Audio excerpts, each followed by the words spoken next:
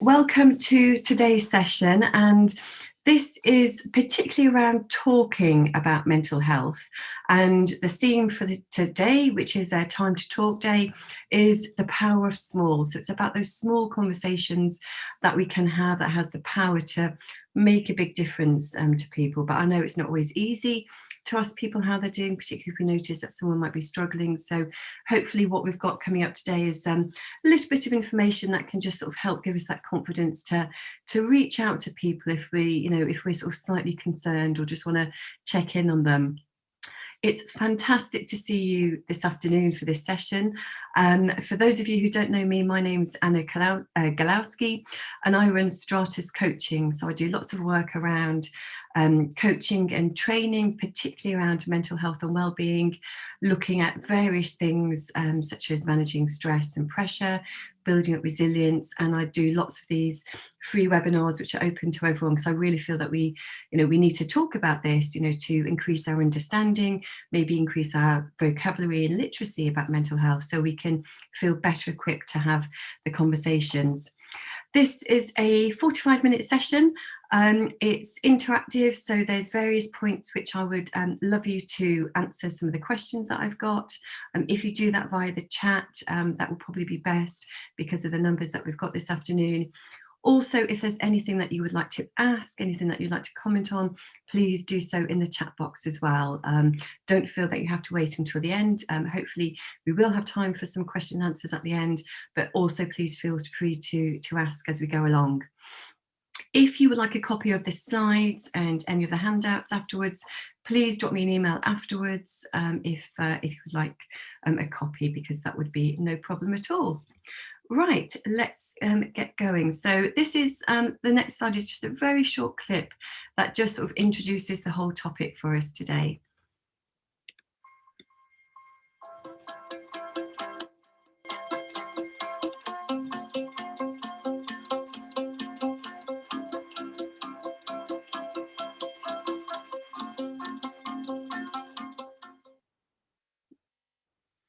So very short video clip, but just, the important message that sort of, it's about talking about this stuff. So what we're going to be looking at today is understanding, as a quick background, what do we mean by mental health? Because it's one of those terms we've heard a lot of. And I think if there is a silver lining to the pandemic, is that it's raised our attention to the subject and to the topic. We're going to have a think about stigma and discrimination around mental health, and particularly mental illnesses, and how we might spot some of the signs or the symptoms of someone who might be struggling. And then how can we start the conversation? So rather than just leaving people to struggle along, how can we have the conversation in exactly the same way that we would do if someone came in on crutches or in a wheelchair? We probably wouldn't hesitate to step forward and open the door for them or ask them if we can help them. And then I've got a few signposts to further resources that may be of help to you as well. So why should we care about this stuff? So a couple of reasons really as to why mental health and wellbeing is so important. And for me, first and foremost, it's the moral case. So by all means, we want people to be able to be at their best, to perform well, maybe sometimes to go the extra mile, but not putting people under so much pressure that they're at the point of burnout and having to take time off work. We also have the legal case involved, and particularly in the UK, there's a couple of pieces of legislation to be aware of. So we've got the Health and Safety Act, which is there to protect people from physical, but also from mental illnesses and accidents. And that also does cover stress in the workplace. And we are seeing more and more cases coming through under the Health and Safety Act. Plus, we've got the Equality Act, which is there to prevent discrimination for people with either a mental or physical disability, and that covers things such as the reasonable adjustments that we might need to make. And then there's the business case. So it makes sense that if people are fit and healthy, they're going to be able to perform better in the workplace in terms of achieving their objectives, decision making, creation, innovation, solutions, all of these kind of things. It's going to add to the success of the business. And then there's the flip side, which is the cost of poor mental health. If people are off sick or they're not performing very well, or the legal costs as well. Plus, on a personal note, and I love this statistic, it amuses me all the time, we are apparently, according to research from the University of Warwick, 12% more productive when we're in a positive mood. And by this, we get those boring jobs done. So the admin, the filing, the laundry, the household jobs, we just get them, take them in our stride without thinking about them when we're in a positive mood, rather than sort of, that dreary kind of like, sort of everything feels overwhelming and such a big onerous task. So let's have a quick quiz in terms of this topic. So a couple of questions for you here, and if you can answer in the chat box for me, please. So first one, which is probably familiar to a couple of people, stress, anxiety and depression are the third biggest cause of sickness substance in our society. Do you think that's true or false? Well done, Letitia, straight in there, and Will. Yeah, absolutely higher. Yeah, oh, that is fantastic. People are absolutely listening and remembering. Brilliant. Yeah, it is higher. It is the number one cause of ill health. It's overtaken things like back problems, musculoskeletal problems. Fantastic. That has pleased me no end. Question number 2. Mental ill health cost UK employers an estimated 34.9 billion per year. Do you think that's true or false? So people come in pretty unanimously saying true so far. Some people saying probably, but yeah, again, that looks like there's a unanimous true. Couple of people saying false, which sort of, kind of. It is true from a organisation and employment point of view. This is in terms of lost productivity, lost revenue, etc. But if you add the cost of the NHS onto that, it is, as Kirsty says, it is incredibly much higher. It's nearer to 100 billion. So thinking about medication, doctors, therapies, etc. So mental ill health is a huge burden each year to the UK. Question number 3. Employers have a legal responsibility to ensure the safety of their staff, and this includes stress. So again, people come in saying true, saying yes, absolutely true. Yeah, it is absolutely true. So it's the Health and Safety Act, and employees can be liable for a claim of psychiatric injury due to excessive stress. This is something that we're seeing more often in workplaces. A year or so ago in Paris, some senior executives were prosecuted and served a prison sentence for the excessive stress in their organisation. We've seen some instances of a university here in the UK where the parents are suing the university for lack of care for their daughter who sadly took her life by suicide. So people are using the laws more often when it comes to stress in the workplace. Question number 4, 65% of employers said that employees' mental health and wellbeing is a top HR priority. Do you think that's true or false? So this is a bit more sort of divided opinion here, but most people looking at the comments sort of saying false, a couple of people saying true. It is going to obviously vary from organisation to organisation and in industry. Some people are not quite sure. Fair enough that there is a mix of results, although it's true, according to the CIPD, which is a HR professional body, last year when they did some research on this last summer, they found that 65% of employees said it was a top HR priority, but before the pandemic, this was only 37%. So yes, it's increased in terms of being a top priority, but it's quite reactionary as opposed to looking at this as a top proactive priority. Question number 5, 74% of line managers have received employee mental health and wellbeing training. Do you think this is true or false? And this can be anything from a sort of full mental health first aid course to a sort of shorter half-day course. So vast majority of people saying false, very false in capitals. I like that, Emily. Brilliant. I don't know whether that was intentional or not, but that's amused me. Yeah, false is only 30%, so although organisations are saying it's a top priority, we've yet to see line managers have the training so that they're equipped and have the confidence to be able to have these conversations. So yes, the tide is turning, fantastic, we can't deny that, but there is still quite a long way to go. Question number 6, 40% of people with a diagnosable mental illness receive no treatment at all. Do you think this is true or false?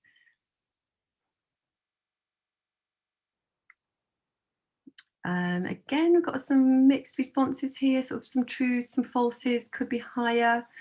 Um, some people saying possibly higher, probably more. I think it could be higher. Yeah, if you thought it was high, that's correct. It's actually 75% of people, which suggests to me that there's lots of people out there who are, possibly suffering in silence because of shame. Yeah, as you say there, Letitia, maybe they don't recognise some of the signs in themselves. Maybe they don't always know that there is treatment available for them. They just don't feel comfortable in sort of talking to someone or being able to reach out to someone. So sort of quite a sort of sad statistic there, really. Question number 7. So one person dies by suicide every 10 minutes. This is as a global figure. Do you think this is true or false? So some people saying false, it could be higher. Yeah, mixed responses here. Some people saying yes, some people saying true. False, could be higher. Quite a few people saying could be even higher. Absolutely correct. It's one person every 40 seconds, which is horrific to think that people are getting so distressed that they feel that suicide is the only way out. And again, this is why just having a small conversation to ask someone sooner rather than later, how are you? Are you okay? Can prevent someone bottling things up and getting to the point where they feel suicidal. And as some people said in the comments, that is so incredibly sad. It really is. So preventable in some cases, if we can know how to look out for the signs and knowing what to say. And the final question, 7 out of 10 people said they would feel discriminated against at work if they declared a mental illness. Do you think this is true or false? So thinking about the laws that we've got in place to prevent accidents, protect people, basically, are these laws working? So again, we've got a mixture of responses there. Some people saying true, but also could be more. Some people sort of very assertive and saying it's definitely more. It is more. It's 9 out of 10 people. So despite the laws there that are designed to protect people from discrimination, people don't feel comfortable talking about this in the vast majority of organisations. And in actual fact, additional research that I read recently said that 90% of people who had taken a day off work in the last 12 months for stress actually cited a different reason because they didn't feel comfortable saying it was that they weren't coping sort of mentally. So again, still a lot of sort of work to go. Tracy says there in the chat box, things have got to change. They absolutely have. Yeah, I've got a friend of mine who works for Mind in Croydon, and they are noticing a massive uptake, after the pandemic and during lockdown, of people sort of accessing the services who haven't before. So yeah, things have got to change, and that's why I can't tell you how delighted I am to see you on this call today, sort of taking an interest in the subject, because this is how things will change, by this education and awareness, hopefully. So let's have a think about sort of first of all sort of physical health, and thank you for joining in with the quiz questions there. So what do you think of when you hear the term physical health? What kind of words, definitions, connotations, what kind of things immediately pop into your mind when you hear physical health mentioned? So we've got things there like fit, healthy, no illnesses, strong, visible, six-pack. I misread that slightly. I think I need my glasses checked. Fitness, youth, fitness routines, very balanced, strong, lots of workouts. Yeah, all the sort of the fitness foot is good, good mood, full fitness, movement. Yeah, sort of being able to sort of move freely. Strong role model. I like that one as well. Veggie. I like that. I love that, Fran. Veggie, yeah, absolutely. Sort of diet, nutrition, all of those things sort of come into it as well. Some people saying overweight. That's an interesting one. Yeah. Got things like strong mind as well. What about mental health then? So when you hear the term mental health, what does that mean to you? Words, connotations, definitions, what sort of pops into your head when you hear that term? So we've got stress, depression, resilience, feeling calm. Yeah, that's a good positive one. Some people saying struggling, sad, lots of emotions, anxiety, headstrong. Yeah, that could be a good positive one. Inner brain health. Oh, I do like that one, Will. That's great. Yeah. Unknown. Yeah, that's a really good one, Tracy. It's not one of those visible things that we can see at all. We've got high and we've got the low mood, so we've got the fluctuations, yeah, which is, it's normal for humans to have sort of fluctuations, but there can be extremes, fragility, not coping, exhaustion, emotional well-being, yeah, all absolutely, all kind of like great things. And it's really interesting how sort of, we still tend to think of physical health as something which is more aspirational. It's the fitness, it's the positive, it's the strength, it's the diet, and it's the exercise. And it's, we want a bit of that, we aspire to that. And as someone said, it's the role model. Whereas when we talk about mental health, it still very much has the negative connotations. It's the illness, it's the depression, it's just the not being able to cope. And it isn't sort of all that obvious to people. It's not always tangible. It can be very hidden, again, due to sort of shame, discrimination, guilt sometimes as well. But the important thing is that we all have mental health. We all have a various state of mental health in the same way that we all have a state of physical health. And it's about how we cope with the ups and downs of everyday life, let alone sort of pandemic and lockdown. It's about how we feel about ourselves and our future. So even though things still feel a little bit uncertain, we're not quite sure when going to sort of, ease lockdown, go back to school, festivals on again and stuff like that. We still have some sense of optimism. It's how we deal with the bigger stuff in life, the bigger negative events and stressors.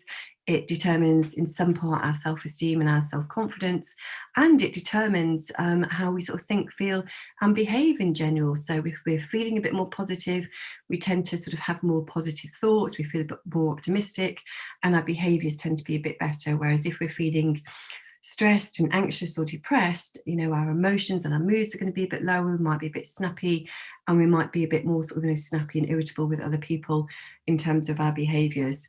And with all of these sort of things, we're on a scale or continuum or spectrum when it comes to mental health. And the ideal situation is that we can start to notice within ourselves, or we can notice in other people when they're starting to move down the mental health spectrum. So when they're not coping quite so well, before they get to the point where they're really struggling or unwell, or to the point where they're in crisis mode and suicidal. And one of my favourite phrases when it comes to this is that an ounce of prevention is worth a pound of cure. Don't wait until people are unwell that we then start talking to them and helping them. We need to have these conversations to prevent things up front. A little bit like our dental health in some ways. So we've probably all cleaned our teeth, I guess, this morning. We don't wait until we've got toothache to start brushing our teeth. We do it to prevent dental problems. But what stops people seeking help? So yes, ideally we want people to be able to reach out and ask for help if they're struggling, sort of, before they get sort of right down to the end of the scale. But what are some of the things that might stop somebody? First answers coming in are stigma and shame. Yeah, absolutely. And pride. Yeah, that's a good one. Fear of discrimination, fear just generally. Yeah, it's that unknown, really. We don't quite know why or how we're feeling like something. Maybe not sure where to go. Maybe it's feeling that people might judge us, we might feel weak. Lots of things around judgment coming in there as well, or maybe not recognizing, like some people say, that they're struggling. We kind of sometimes we evolve and we get used to a certain sort of level of stress or anxiety, and we don't realize that maybe there are things that we can do to to help. It might be, as Emily says, we don't want to burden other people, might avoid it, might be in denial. Yeah, absolutely. Or as Will says there, if you're sort of feeling very tired and depressed, you might just not have the energy or the apathy to be able to do something. Not knowing how to talk about it, I think it's a really good one as well. And when we sort of talk about mental health, it's quite interesting, or it is one of my little rants I could possibly get into. But when we ask someone how they are sort of, physically, we'll be very specific. We'll say, I've got a headache, or sort of, my knee hurts, or I've twisted my ankle. We're very specific when it comes to our sort of, physical health. But then when we ask someone how they're doing sort of mentally or emotionally, people say, I've got a problem with my mental health, which is incredibly broad. And that could be anything from having sort of, a few sort of, stress or anxious days, up to someone who's got a very sort of serious psychotic diagnosis. And yet when you ask people about their physical health, they won't say, "Oh, I've got a physical health problem," because again, that could cover anything from a slight cold to a serious physical illness. So yeah, I think sort of not knowing the words or the language, how we explain things. Maybe they've tried in the past, but they didn't get the support. Yeah, when you're sort of struggling to reach out to people and you get knocked back, it can make it even more difficult next time. Don't know what's going to happen next. Yeah, sometimes they feel sort of afraid as to what's going to happen. And we know particularly sort of people who have got postnatal depression. They're worried that might be seen that they're not able to cope with their babies. So all sorts of things, yeah, that can stop people from seeking help. One of the, I guess, sort of, the biggest things, that people said is that sort of stigma and discrimination. So what are some of the words that we have heard that people use to describe mental illness? So again, if you want to put this in the chat box for me, what are the words, the labels, the descriptions that we use? Don't worry about sort of, filters off kind of thing, be as, rude, insulting. It can be all the unacceptable stuff that we've heard. So, oh, wow, they're coming in thick and fast. Fruit Loop, mad, unstable, nutter, weird, freak, crazy, unstable. Yeah, all of these kind of things, yeah, coming in. Absolutely. Moaner, yeah, or just attention seeking. Yeah, that's very sort of judgmental, not taking people seriously, loser, just being lazy, yeah, get out of bed, what's wrong with you kind of thing. Yeah, all of these kind of things. Mardy. Oh, that's a brilliant. I haven't heard that one for such a long time, Simon. Is that a Midlands phrase? I used to hear it when I was growing up in the Midlands. Mardy. That was quite a phrase there. So some of these things can be geographically different for some people. Yes, it's a Midlands word. Emotionally unstable, off your rocker, hormonal. Yeah, oversensitive, unsociable, antisocial. Yeah. So what's the impact of this? When we sort of look at some of those words that are sort of coming in, how might negative language affect someone who's got a mental health issue? Looking at some of the stuff that we've got in the list there. So it can make their self-esteem even lower. Yeah, it's not going to help. Absolutely, it's not going to help, is it, Letitia? It's, as people say, it's going to make things worse. It belittles it. You start to question and doubt yourself. You feel judged. Can lead to feeling suicidal if you can't get the help that you need. Yeah. So really just make it sort of, much, much worse for the person. Like lots of people are saying, they bottle things up, they're less likely to reach out for help. And yeah, as you say, that pattern can actually, be what pushes them over the edge, because when we feel isolated, that can add to our stress levels and make things feel worse for some people. So yeah, all of these kind of things, just exacerbates the problem, just pushes it sort of, into a bigger and bigger issue. So let's have a look at some of the common issues that we might come across in the workplace then. So the common ones, as we saw from the questions at the beginning, the kind of things that we're going to come across in the workplace is stress, anxiety, or depression. What do you think some of the triggers are for sort of stress or anxiety? Workload is the top one coming in there. Yeah.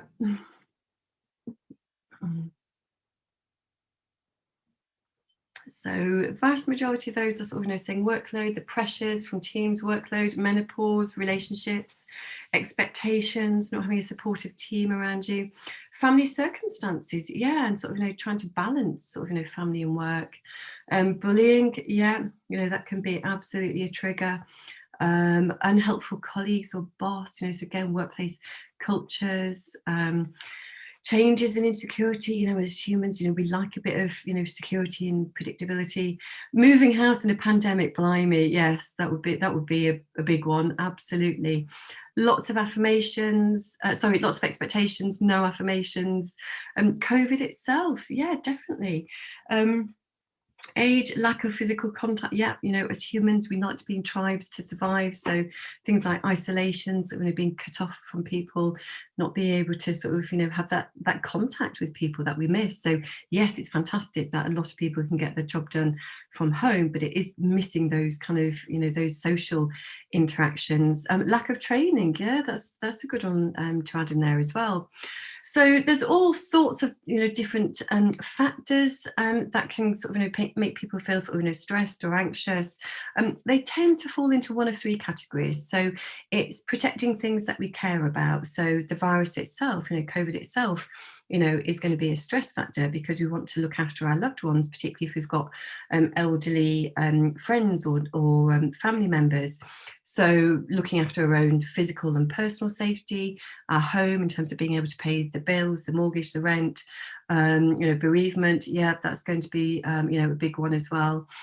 Social evaluation, so trying to meet other people's expectations of us, and that sort of fear that if we're seen negatively by others, can be a stress factor. So if we don't have the sufficient sort of training, the resources in order to do the job, that can be a stress factor because you feel that you're going to be judged or perceived negatively. This is why some people doing presentations, public speaking, those kind of things can be a source of stress for some people.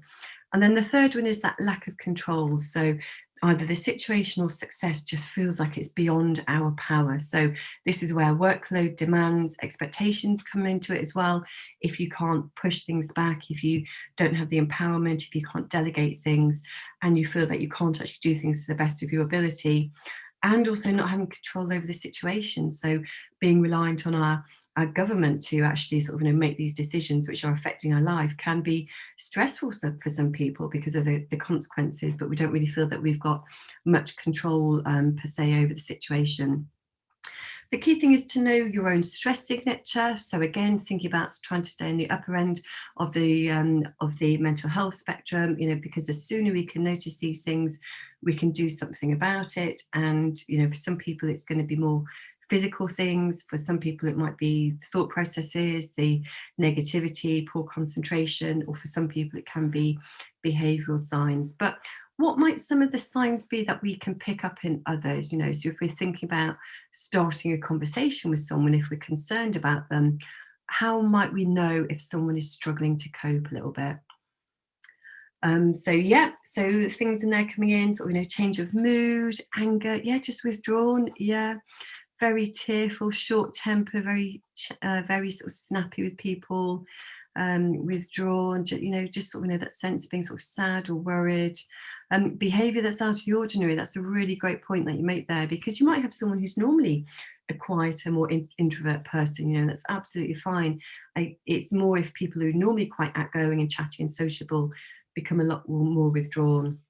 A big change in weight loss or weight gain, just not being involved, missing work, not being very communicative, losing interest, avoiding eye contact, physical changes, sometimes you can almost see someone's face or their shoulders are near their ears if they're so sort of stressed and stuff like that.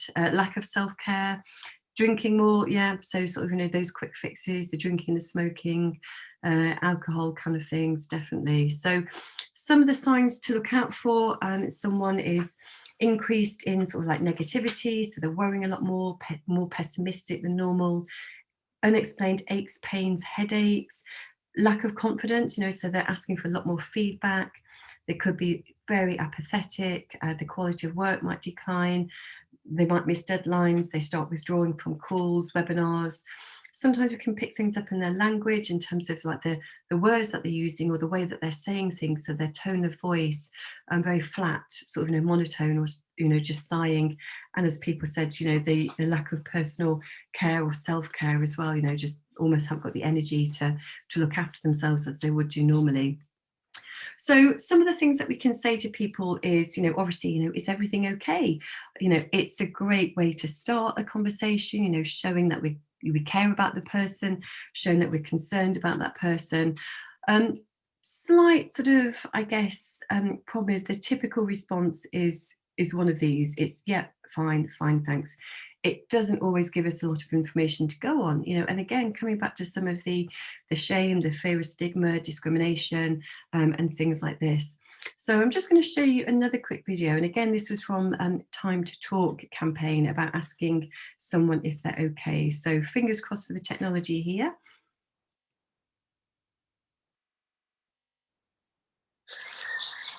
Oh, this is so nice out here, isn't it? Yeah. You all right, mate? Yeah, I'm fine. Sometimes humans say they're fine when they're not, but with 1 in 4 experiencing a mental health problem, to really find out, ask twice. You sure you're all right? Well, actually, I could do with some help. Okay, well, let's talk about it. Yeah, do you mind?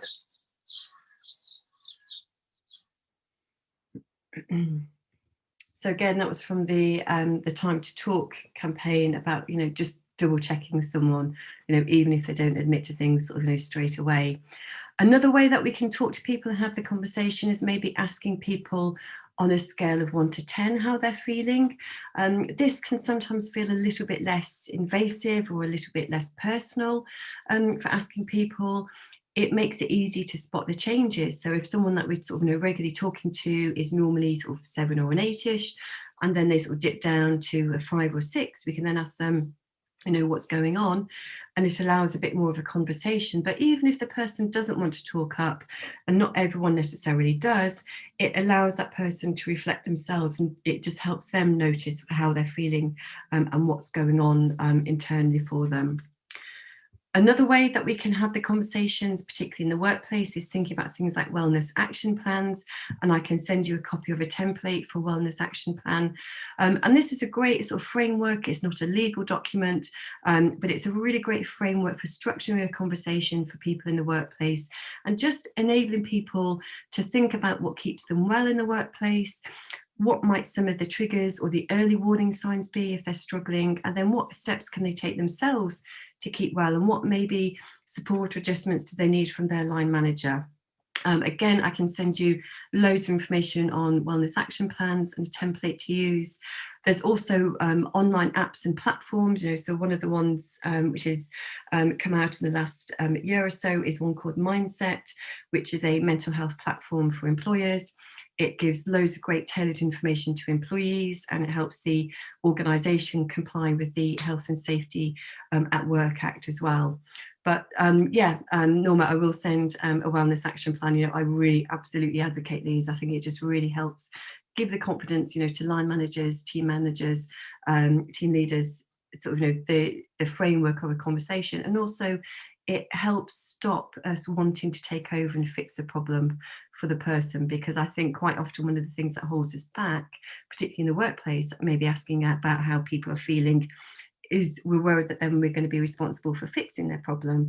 But actually, what the wellness action plan does is it just allows the manager to know some of the signs of that individual, but also encourages them to think about what steps they can take to keep themselves well, because we aren't qualified to diagnose or to treat people. Our responsibility is to listen to them, to be empathetic, to support them and encourage them to get the professional help if they need it, or work out in the workplace, what might we do just to ease some of the pressure at the time? Is it helping them in terms of prioritization or delegation or adjusted hours or something like that? So yes, if you do want a copy of Slides Wellness Action Plan, drop me a quick email so that I've got your email details to send it on to.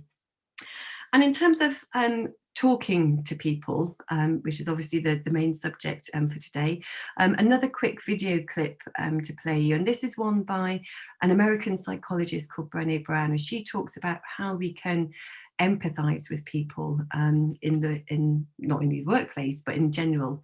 So again, fingers crossed for the technology. Here we go.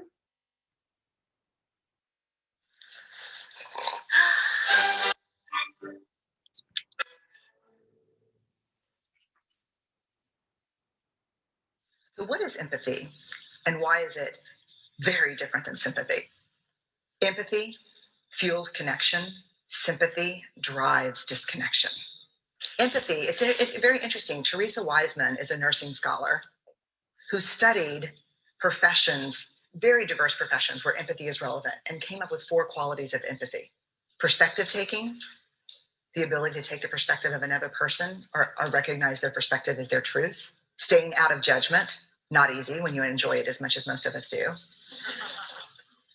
Recognizing emotion in other people and then communicating that. Empathy is feeling with people. And to me, I always think of empathy as this kind of sacred space when someone's kind of in a deep hole and they shout out from the bottom and they say, I'm stuck, it's dark, I'm overwhelmed.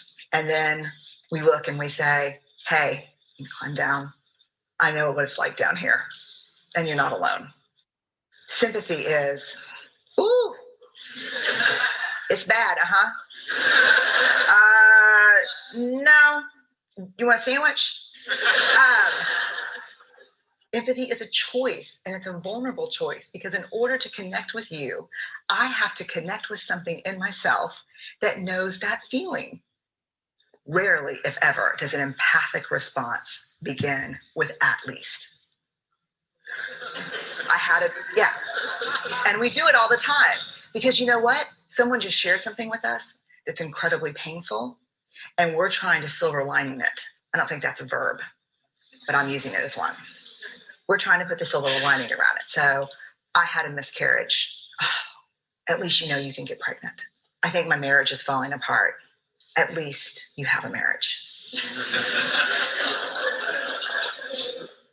John's getting kicked out of school. At least Sarah is an A student.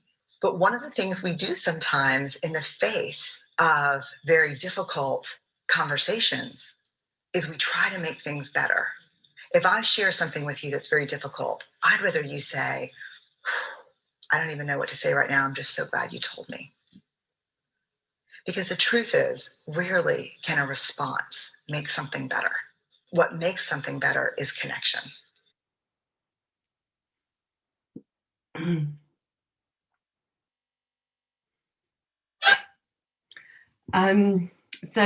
It looks like from the chat people enjoy that video. I will share the link with you. It's on YouTube, but I will also share the link with the slides as well. So yeah, I'm glad sort of know, Megan, that you've obviously enjoyed it as well. And thanks, Roger, for mentioning the podcast as well. That Brené Brown does. You know, she does talk a lot around sort of empathy, sympathy, vulnerability, which is great. But I think, you know, also the key message is that, you know, we're not doctors. You know, our role when we're talking to people is to actively listen, non-judgmentally, encourage that person to seek help. You know, so it's all about listening to what's going on for them, paying attention to, you know, what they're saying and how they're saying it, so we can pick up on these cues sooner rather than later. Sometimes it can help to summarize back the facts and the feelings, you know, just help them sort of process their internal thoughts and dialogue and allow for the silences. You know, sometimes if people are feeling overwhelmed and sort of, you know, confused, you know, just having that comfortable silence with someone who's there to support them can be, you know, a vast, you know, huge helping thing for them. There's a great excuse me, framework called Learn, which can help us sort of frame conversations, particularly in the workplace. So listening to people, you know, and communicating non-judgmentally, encouraging that person to get self-care or accessing help, you know, and self-care is, you know, things like sort of, you know, exercise, diet, nutrition, making sure they're getting good quality sleep, you know, doing things that they can help relax and switch off from the day-to-day sort of, you know, pressures and workloads.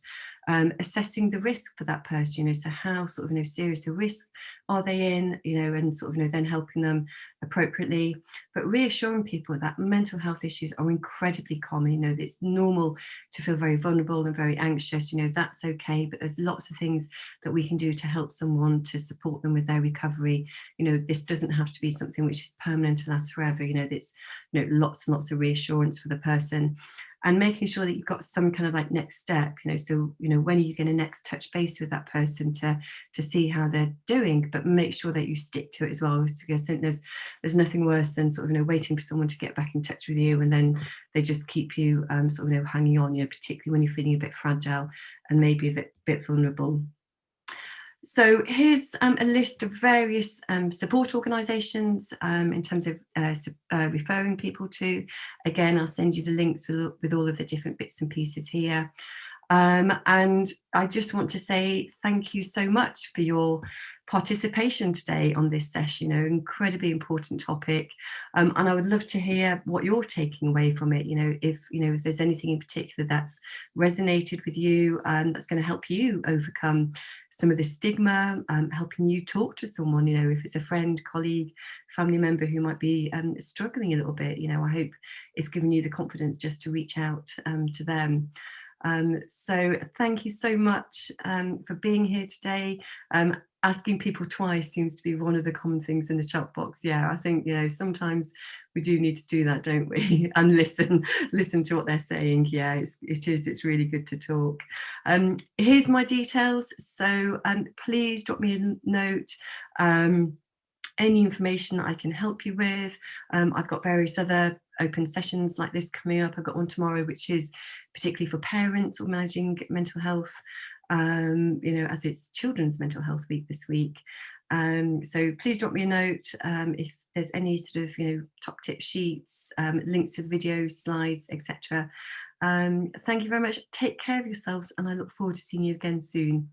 Thanks very much. Bye-bye.